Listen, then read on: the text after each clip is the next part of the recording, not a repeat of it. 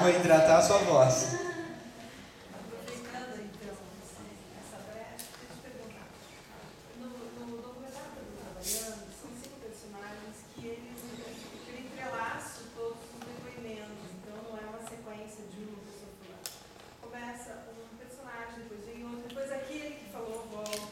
Você vai ter que anunciá-lo.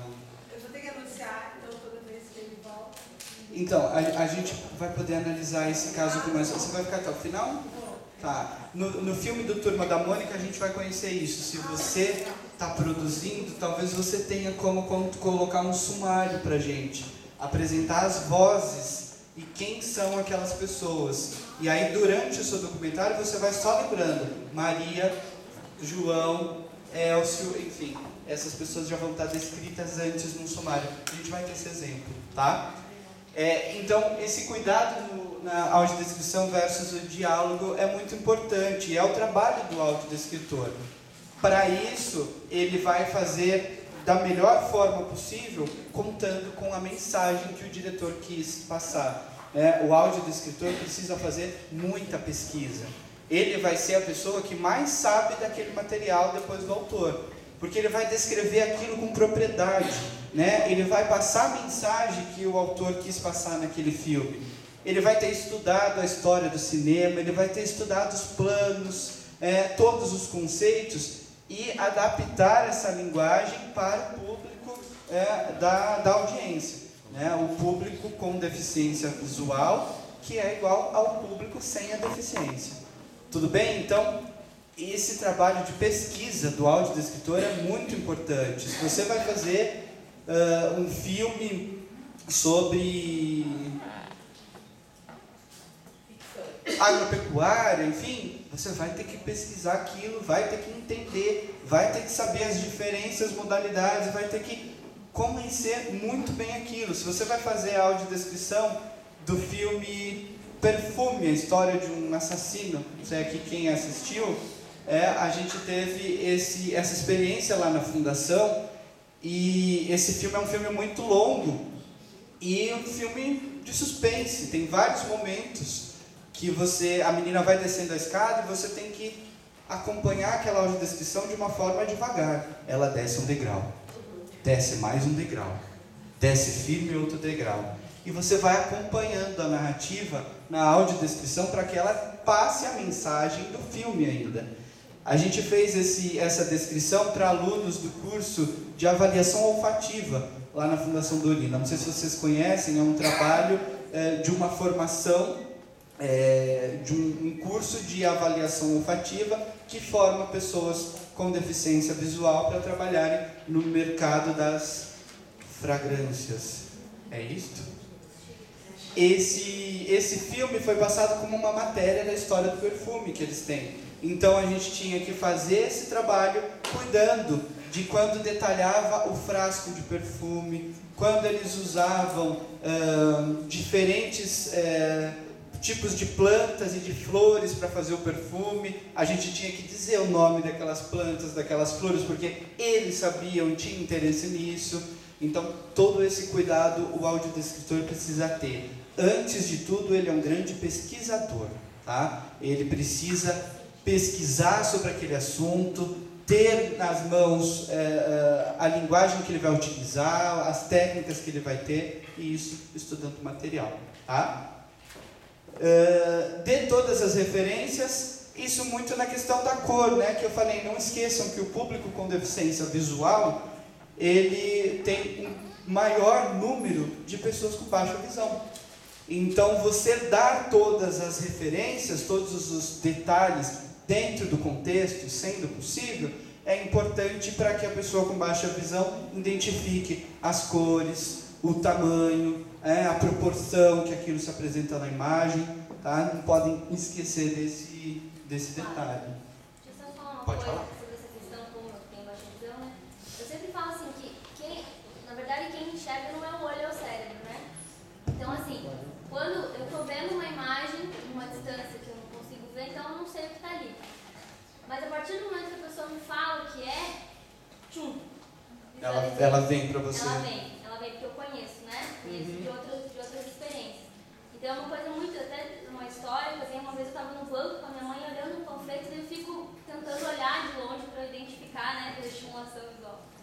E aí eu não conseguia identificar o que era aquilo, daí eu perguntei pra ela o que era. Ela falou, é um João de Barro dentro da casinha. Nossa, na hora veio, na mesma distância que eu estava antes.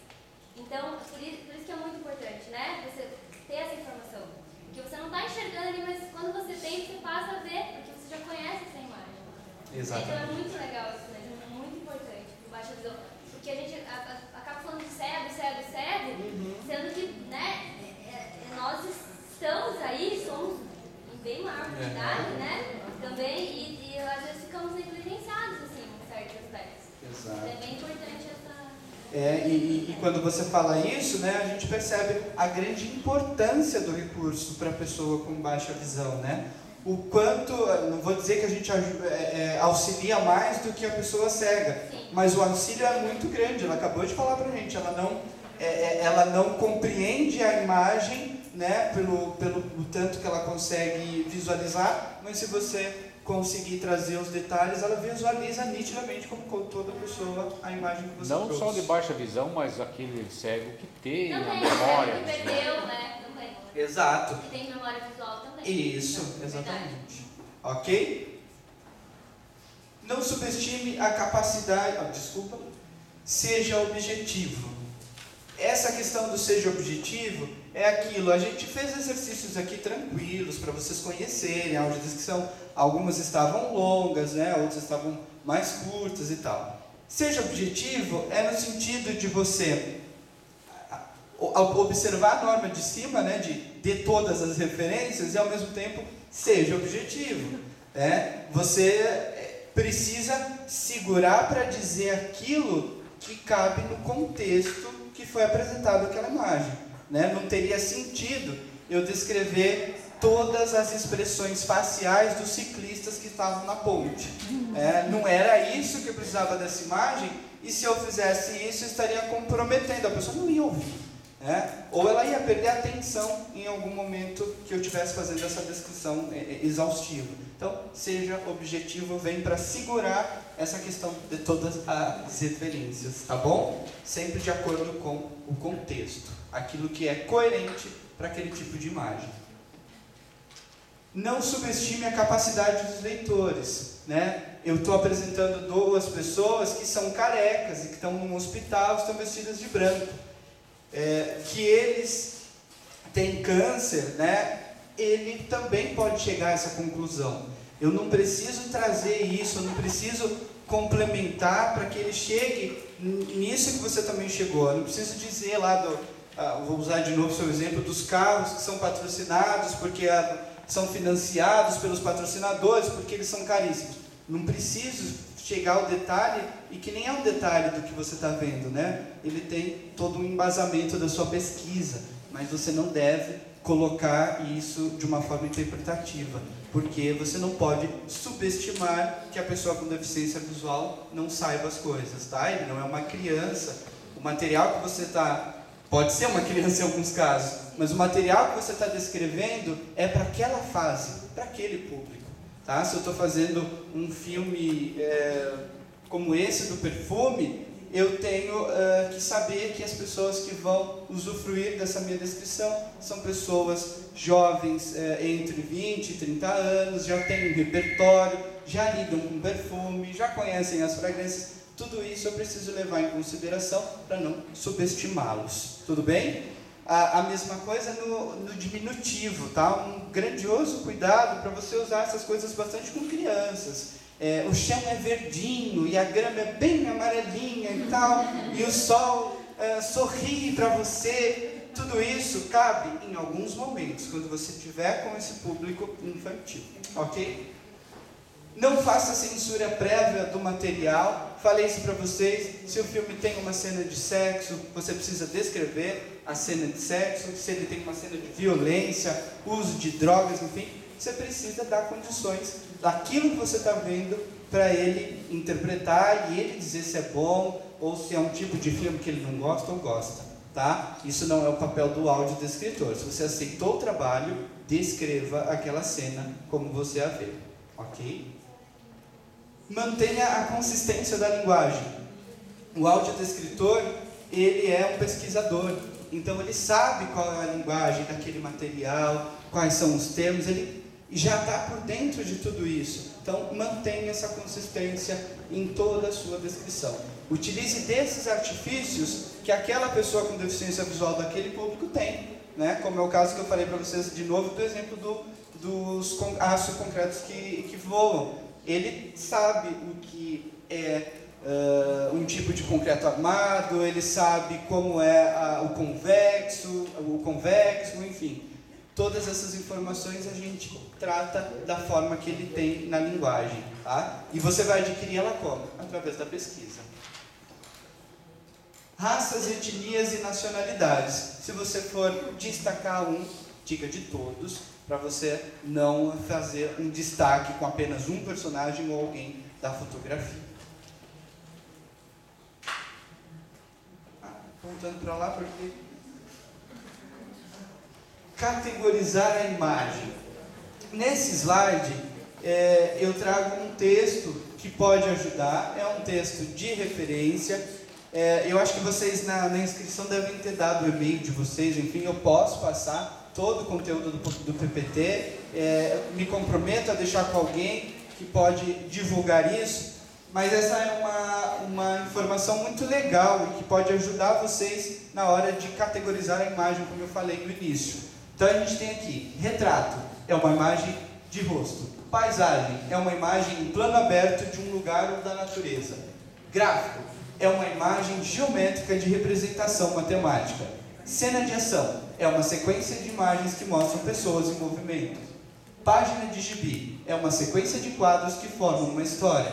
Desenho, é uma representação de uma imagem que usa traços. Pintura, é uma representação de uma imagem que usa as massas de cores. Fotografia é um registro, uma imagem de uma cena real. Capa de revista é a composição de imagens com informações verbais. Ilustração é um desenho que completa o texto do livro. Esse categorizar a imagem, aí a gente vai falar, mas nem sempre é para o livro, a ilustração e tudo mais. Ela é só uma referência que a gente pode utilizar para ficar mais prático e mais rápida a nossa categorização assim que começar a falar da imagem. Então, sempre, foto, ilustração do menino, desenho de uma criança. Você já diz logo como isso está apresentado para ele, tá bom?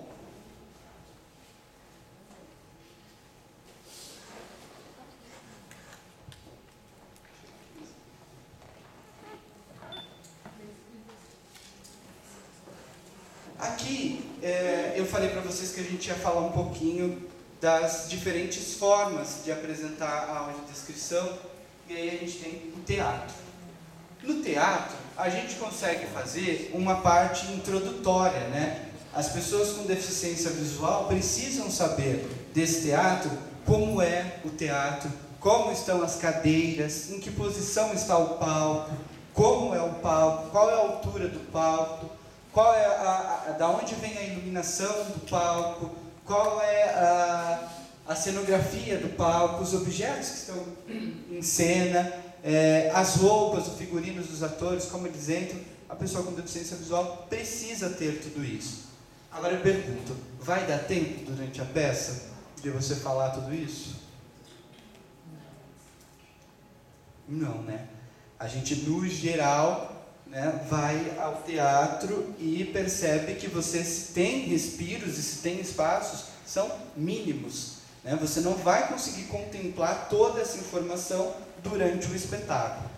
Por isso é que a gente tem a parte introdutória e depois o roteiro propriamente dito do espetáculo. Na parte introdutória, você vai fazer essa sumarização para a pessoa com deficiência visual. Você diz como é o cenário, diz como é o teatro, onde são as saídas de emergência, onde é um banheiro, diz como utilizar o fone que você acabou de entregar para ele, né? Dá informações gerais, por exemplo, levante a mão, caso esteja com problema no seu fone, para que alguém possa te orientar. Tudo isso a gente precisa fazer antes. Então, se vocês pegarem um trabalho ou estiverem levando pessoas com deficiência visual ao teatro, é imprescindível que vocês cheguem antes, Meia hora antes da sessão, muitas vezes, quem oferece o serviço da audiodescrição já disponibiliza para que as pessoas com deficiência visual entrem meia hora antes da sessão. Essa parte introdutória, ela também pode ser, por exemplo, fornecida em braille para ele, ou ele é feito mesmo na audiodescrição, essa é a melhor maneira? Essa parte introdutória, no quesito da descrição da peça, do teatro, como é e tudo mais, você preferencialmente faz isso na audiodescrição. Ele saindo daquele contexto, alguma coisa muda, enfim, pode não ser uma boa referência para ele. Agora, o programa da peça, sinopse, aquilo que você recebe no folheto também, quando você entra no teatro, é imprescindível que você faça em braille ou entregue um CD de áudio ou digital para a pessoa com deficiência. Essa questão do braille é muito importante porque tem esse, que é um mito, que toda pessoa que é cega sabe ler braille. Tem muita gente que fica cega mais tarde e não lê braille. O meu marido ficou cego faz pouco tempo, ele era baixo visão, e em tinta não lê em braille. Ele até sabe, mas ele não lê. Então, assim, é importante a questão do áudio. Por exemplo, ele usa o JAWS para trabalhar, que é o que ele usa, né? Então, essa questão do, é cego da braille, não pode, a gente não pode partir desse pressuposto. Certo. Porque tem várias pessoas cegas que não leem em braille. Exatamente. Principalmente adultas, né? Criança não, tem criança alfabetizada em É braille. a cegueira adquirida, né? Aí até Então, e às vezes tem gente Tem alguns casos que não dá para ele não aprender. conseguem e tem outras pessoas que não querem. Exato. Então, A gente tem, se eu não me engano, da população de cegos, a gente tem 10% dos que são alfabetizados em braille. Então essa é uma realidade muito bem colocada, assim. Não é porque ele é uma pessoa com deficiência visual que você vai entregar o braille e está tudo certo. Né? Assim como o surdo também não é indício de que saiba Libras. Exato, como você num espetáculo você oferece a legenda e também o intérprete de Libras, né? Para que você consiga ter o acesso de todos eles. Mais perguntas? Não? Tá. E aí você pode entregar, por exemplo, por uma pessoa que usa o leitor de tela, né, usa o computador, o arquivo aberto. Às vezes as pessoas nossa, como eu vou fazer? Ele não vai conseguir ter acesso a esse conteúdo e tal. E às vezes você entrega em texto para ele e ele consegue ter o acesso pelo computador. Tá? A pessoa com deficiência visual utiliza a internet, ela navega pelos sites, ela recebe e-mails, né? Ela tem um celular, tem o iPhone com sintetizador de voz, tem muita coisa e muitos recursos tecnológicos que ela utiliza. E às vezes a solução é mais simples do que a gente imagina. Aquele público talvez ninguém leia braille. E simplesmente você pegar o arquivo que o cara do teatro te deu e mandar para as pessoas, você está dando esse acesso. Ok? Então na parte introdutória você vai fazer isso antes. Uma outra indicação, e é legal no teatro, o audiodescritor precisa sensibilizar todo mundo. Os atores não sabem o que é, o diretor não sabe o que é, os produtores do teatro não sabem o que é, o segurança do teatro, a bilheteria, ninguém sabe o que é audiodescrição. Se você vai dar acesso à audiodescrição num espetáculo desse, você precisa sensibilizar as pessoas, né? A pessoa com deficiência visual precisa chegar até a bilheteria. Depois ela precisa encontrar o lugar dela, as pessoas vão precisar auxiliá-la. Como auxiliar? Tem alguns que vão puxar a bengala, enfim. Você precisa dar as orientações, você precisa sensibilizar essas pessoas para que ela tenha um acesso digno à sua audiodescrição. Né? Senão a sua peça teve audiodescrição, mas ele nem sequer conseguiu entrar e sentar lá e receber o fone dele.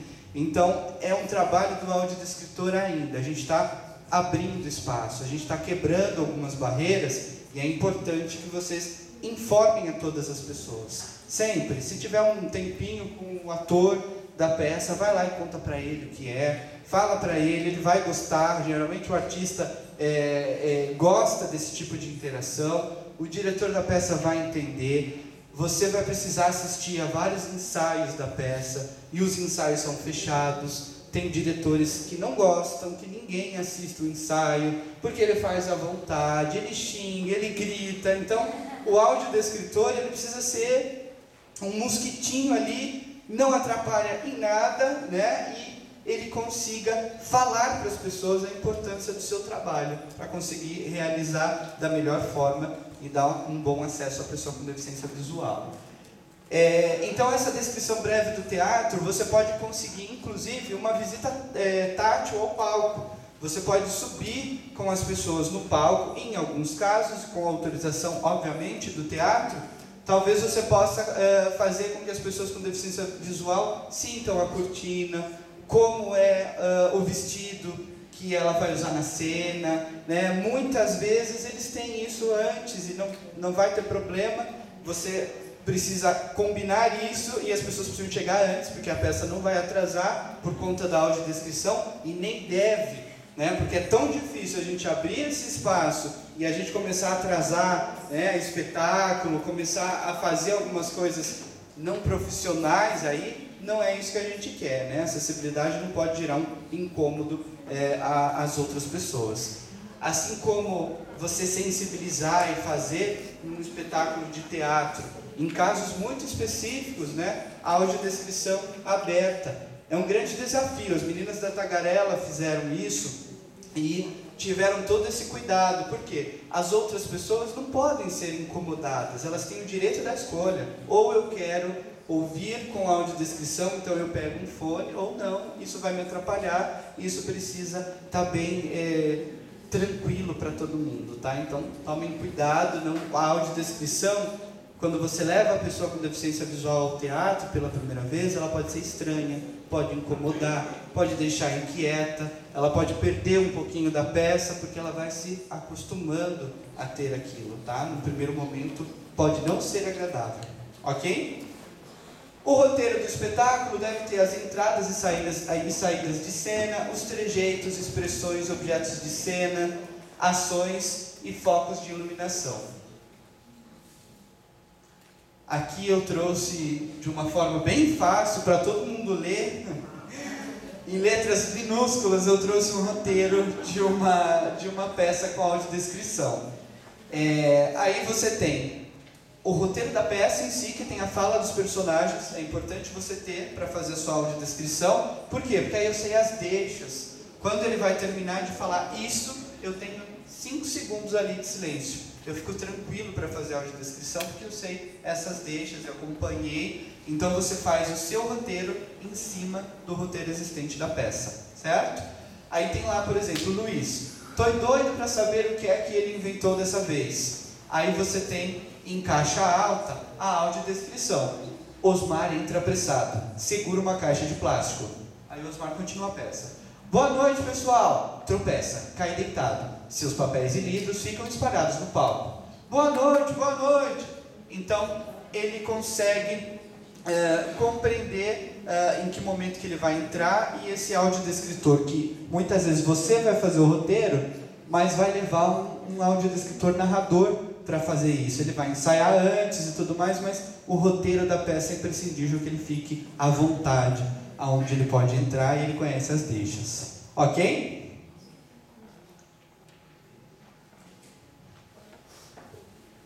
Televisão. Como fazer a audiodescrição na televisão? A gente tem hoje as 6 horas de programação com audiodescrição das emissoras de canal aberto. As emissoras de TV NET, Sky, os canais pagos, né, não são obrigadas a transmitir com audiodescrição. Essa regulamentação só vale para as emissoras de canal aberto, que tem a concessão do governo para transmitir. Vocês vão encontrar agora 6 horas de audiodescrição. A gente tem alguns problemas com isso, por exemplo. Algumas emissoras fazem a obrigação de transmitir com audiodescrição, mas você não tem receptores. Tem canais de TV fechada, né? As operadoras de TV, como por exemplo a NET, a Sky, aqui acho que tem a GVT, não é isso? E algumas operadoras, elas não transmitem o que a emissora mandou. Então, às vezes, a Globo está mandando filme com audiodescrição e quando você usa lá o aparelho da GVT para receber, não tem a audiodescrição. Isso acontece, até onde a gente saiba, por falta de informação. Eles não sabiam o que era aquele áudio que estava acompanhando e simplesmente ignoraram isso. Muitas pessoas com deficiência visual já denunciaram isso, né, para a Anatel. A Anatel regulamenta e fiscaliza essas horas com audiodescrição e muitas estão colocando no ar. Você precisa ter uma TV digital para poder receber. Para quem tem net, por exemplo, é lá nos canais 501, 502, que são os canais abertos digital, que você consegue selecionar o áudio com audiodescrição.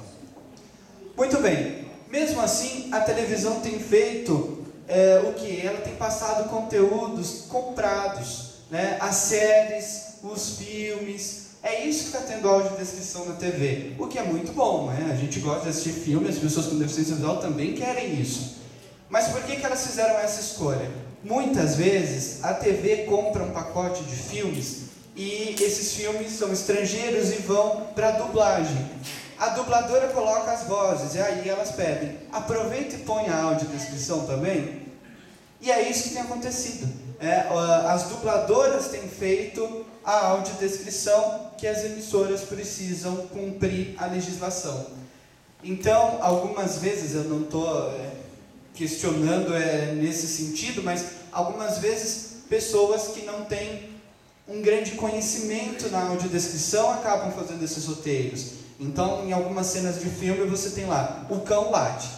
Em seguida, ele sabe que o cão latiu. Não é uma informação que ele precisava daquela cena. Então, em alguns momentos, isso tem acontecido pela falta de informação. E a grande possibilidade da audiodescrição na TV, e por isso que eu trouxe aqui, é o desafio do ao vivo. Com certeza, os audiodescritores vão continuar sendo, acredito, contratados por essas dubladoras e fazendo roteiro de filmes lá na dublagem, e aqueles que forem trabalhar diretamente para a Globo, diretamente para a SBT, vão acabar ficando com os programas ao vivo, né? E aí a gente já teve a voluntária que fez um exemplo aqui do simultâneo, né?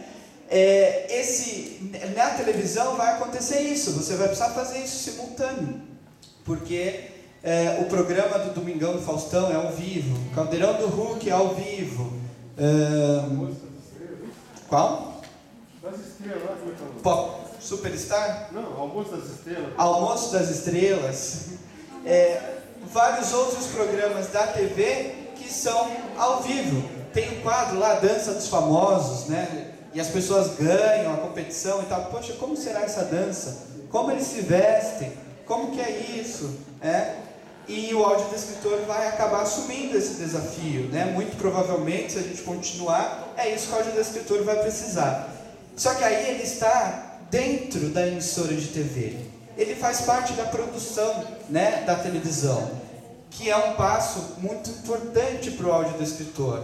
À medida que a gente sensibiliza as pessoas, por isso que lá no teatro, a gente já foi e falou com todos os atores, falou com o diretor, ensinou para ele que era audiodescrição e tal.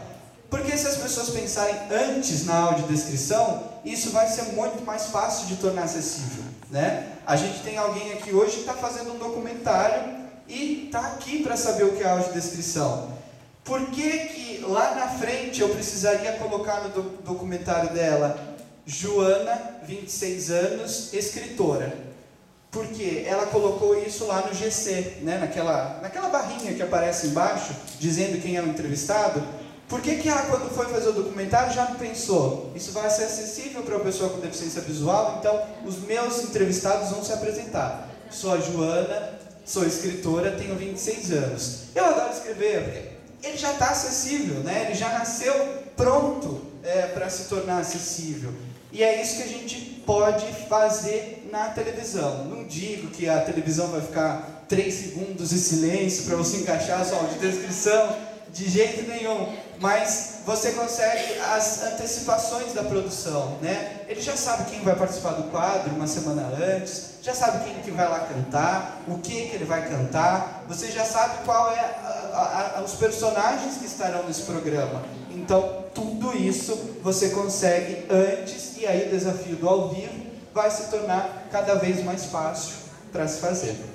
Ok?